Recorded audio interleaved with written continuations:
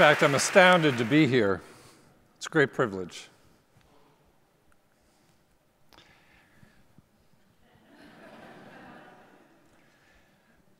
When I came as a third former to St. Mark's, I was an underperforming local student.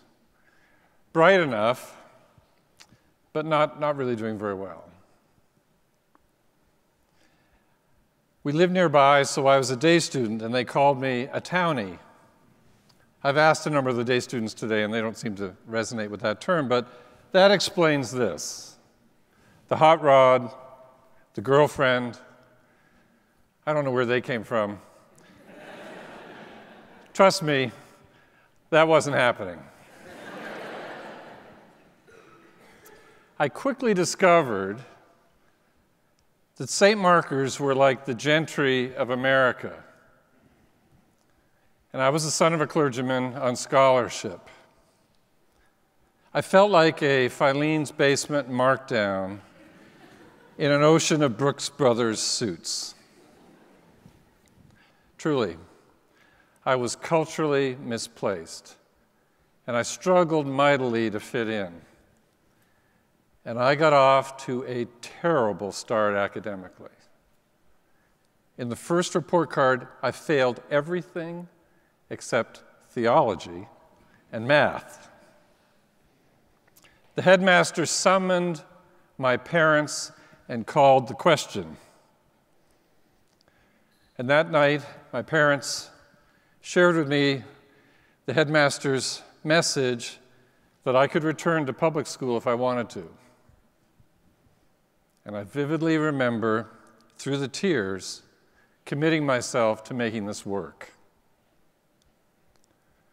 I learned to pore over the books on a Friday night for Saturday classes. I learned not to write run-on sentences or split infinitives. And with time, I discovered my love of science, which cemented my decision to have a career in medicine.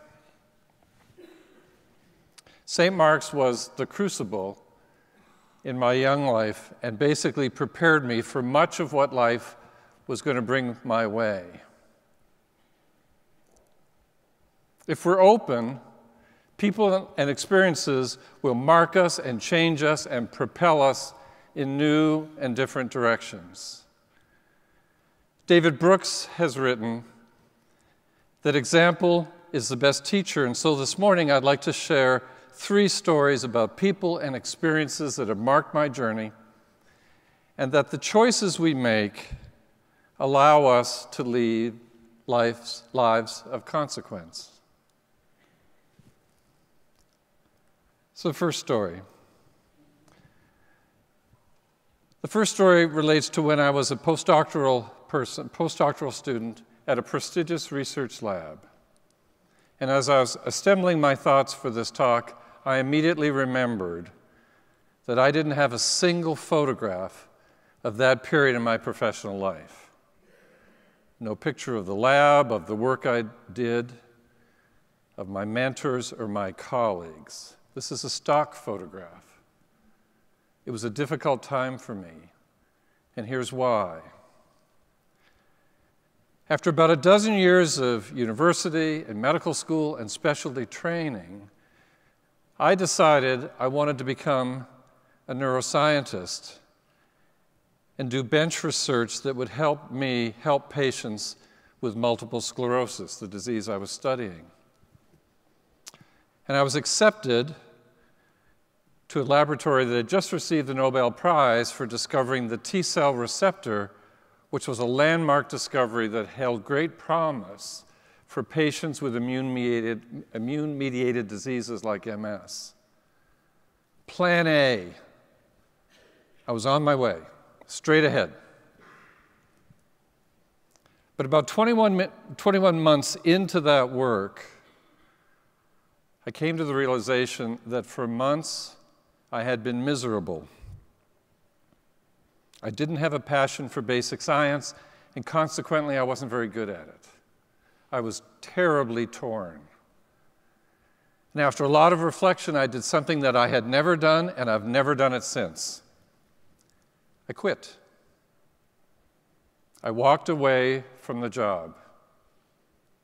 I told my lab director that this wasn't for me, I was misplaced, and I went home. On the way, I decided to buy a pack of cigarettes. I hadn't done that since college. I smoked a couple, and just like when I was in college, they made me feel awful, so I threw them out. But I went home and told my wife that Plan A had evaporated. My career path had to change. I was in the wrong place, and I had no idea what was next. And as I was treading water in the bottom of this well, a call came in from the leading neurologist in Canada who'd been my mentor. Noseworthy, I hear it's not going very well. No, sir. What are your plans? What are you going to do? I'm working on it. He said, why don't we have dinner tomorrow night? George and I will fly down, we'll go out for dinner, we'll have a talk. And that next evening, my two mentors offered me a position to lead a clinical research program. They offered me a lifeline, Plan B, and I grabbed it. Plan B fit me better than Plan A. I threw myself into this work.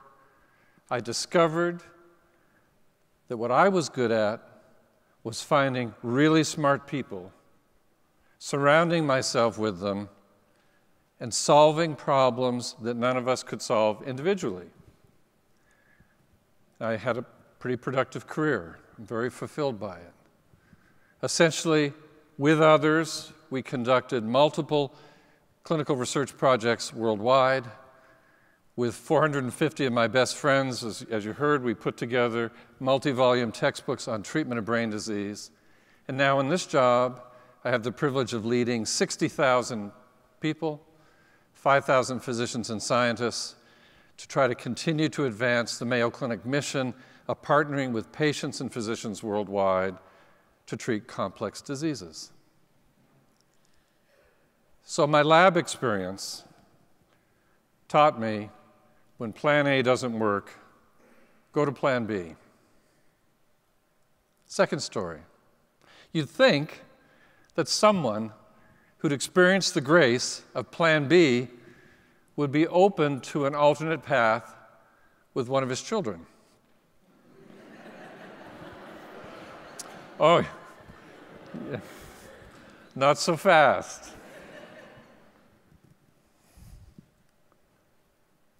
This is Peter, our firstborn. Bright, driven, kind. He flew through school, university, med school, 9 years of training at Mass General. And he's leading a life of consequence as a cardiac electrophysiologist, curing patients who have heart rhythm disturbances. Plan A. It worked for Peter. This is Mark, our second son. In junior high, he said to his mother, you know that 4.0 stuff that Peter did? That's not for me.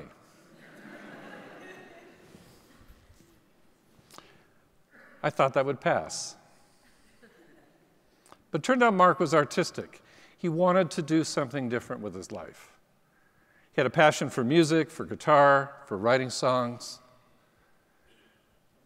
So I had him tested to see if he was dyslexic.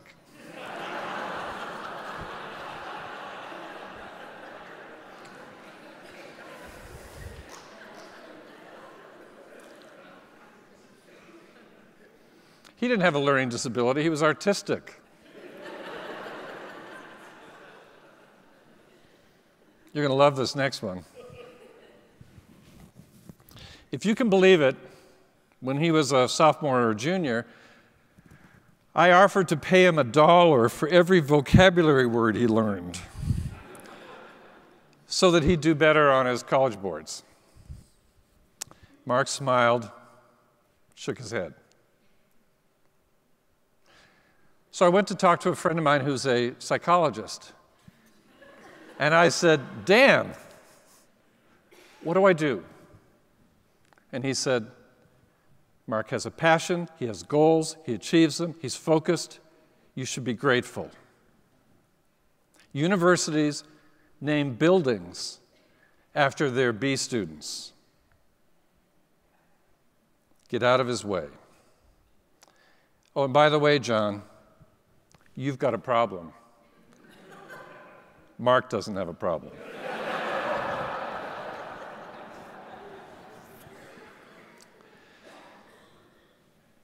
So I went home and shared that with Pat, my wife, and she reminded me gently that she'd been telling me this for quite a while. But then she said something that was pretty important to me. She said, if you're not careful, you're going to lose your son. Now, I haven't mentioned yet how important it is to have a partner in your life who can speak truth to you and who can help you find that moral compass as you go forward. And Pat's been that for me since we met in college. So I went to Mark, said, Mark, I'm sorry, I've been wrong. I've been encouraging you to follow a path that's my path, not yours. I truly mean it. I want to support you. Let's go shoulder to shoulder, arm in arm, not toe to toe. Let's go forward.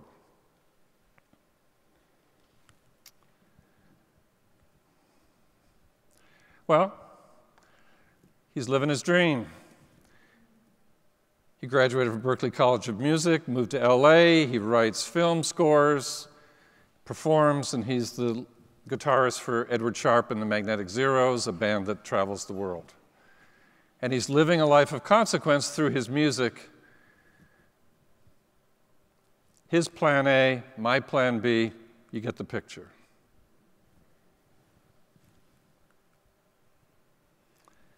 Finally, I'd like to introduce Claire.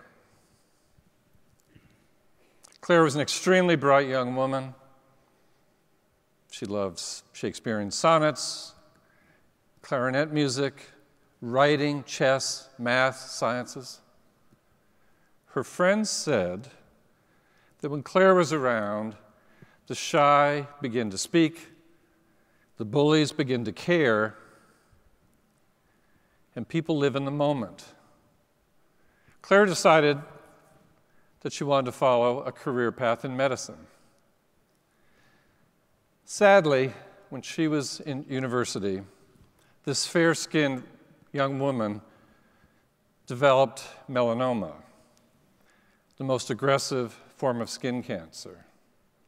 And she endured multiple therapies. And she went into remission.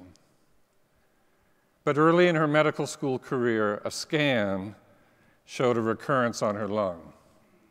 She came back to the Mayo Clinic, and we treated her the best we could. At the end, she even received experimental therapy to boost her immune system to fight the cancer. But there was only so much we could do. With her parents' permission, I'd like to read a letter that Claire wrote to her Mayo Clinic oncologists. I think it's clear that I'm reaching the end of my road. I always wondered what it's like for you to watch so many come and pass this way. You've always believed in me and my future, despite the unbearable odds that have been against us. You've fought on my behalf, advocated tirelessly for me, been a phone call away, seemingly day or night. You never seemed jaded or depressed. It's as if none of your patients ever die. But of course, lots do, including probably me. And that's okay. You gave me the gift of time, of months that I otherwise wouldn't have had. You made me laugh in the face of death, and countless times You gave my family and me hope when we had none. Our gratitude to you in the Mayo Clinic is beyond words. Keep on with the good work. You are an inspiration and a godsend to your patients. Claire only lived 24 years, but she inspired many in the way she lived her life and the choices that she made. Claire's the reason that those of us in the medical business get up every day to find better treatments for patients. And indeed, in the short number of months since Claire died, some new treatments are coming forward that will make a difference for patients with advanced cancer. Claire's the reason that we can never let cancer or diseases like that have the last word. Through these stories, these experiences, I wanted to emphasize that we need to embrace the good things that can come from Plan B. We want to support those who choose an alternate path, and we want to find inspiration in the people around us. And remember, friends, you all live lives of consequences by the marks you leave behind. Thank you.